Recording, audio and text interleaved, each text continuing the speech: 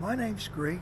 I'm a retired garden centre owner, and we now spend our time travelling around the world, and I do try making videos to put on YouTube, hoping others will enjoy our travels. Also, we keep growing plants mainly to keep our skills alive, but we do sell them and we still make money selling plants. Which brings me to the subject of, should I make videos on growing plants, growing money? I've got no idea. If you think I should do such a thing and make such videos, type one word, yes, in the comments. If I get enough of them, I'll show you how to grow plants and grow money.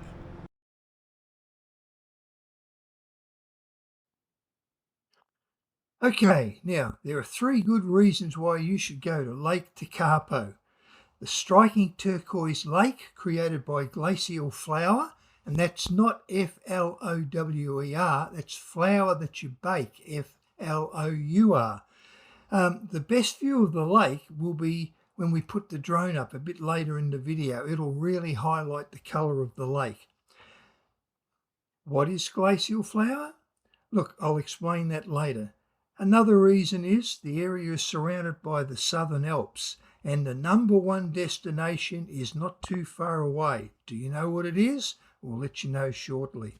And then number 3 of the reasons is Lake Tekapo. It is one of the most photographed spots in New Zealand. Now, let me cover those 3 points right now without delay.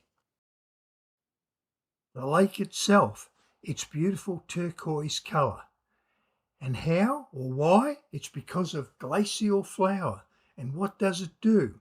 Well, glacial flower is ultrafine rock dust created by glaciers grinding against the valley walls and floor. This powder makes its way into the lake as dust, and it is so fine it does not sink but stays suspended in the water, scattering sunlight in a way that absorbs the red and yellow colours and reflecting the blue and the greens, creating a milky blue hue. Just putting up a few still shots here.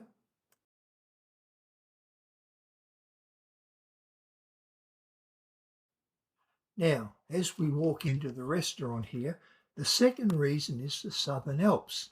They create one of the most iconic vistas in the country, with the Alps ringing Lake Tekapo, which is really highlighted in the upcoming drone views towards the end of this video. Lake Tekapo is also another base location for visiting Mount Cook, which is New Zealand's highest mountain and part of the UNESCO World Heritage Site. Photographers will flock to Lake Tekapo to obtain a dramatic backdrop for shots of the Church of the Good Shepherd surrounded by either lupins or mountains covered in snow.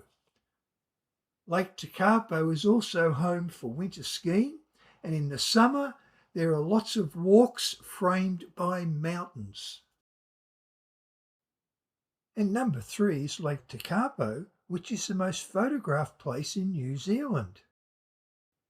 It is also the stargazing capital, hosting the Mackenzie Dark Sky Reserve, the largest in the Southern Hemisphere.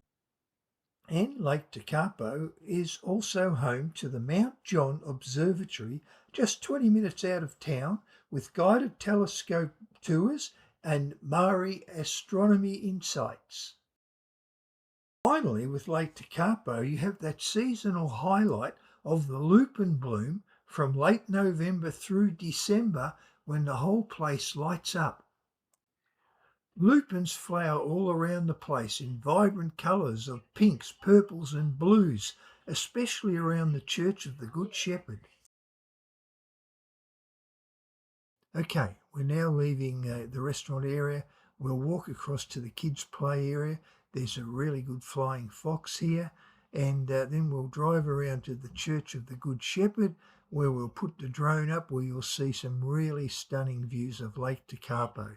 And from this point on, I'll just rely on music as background.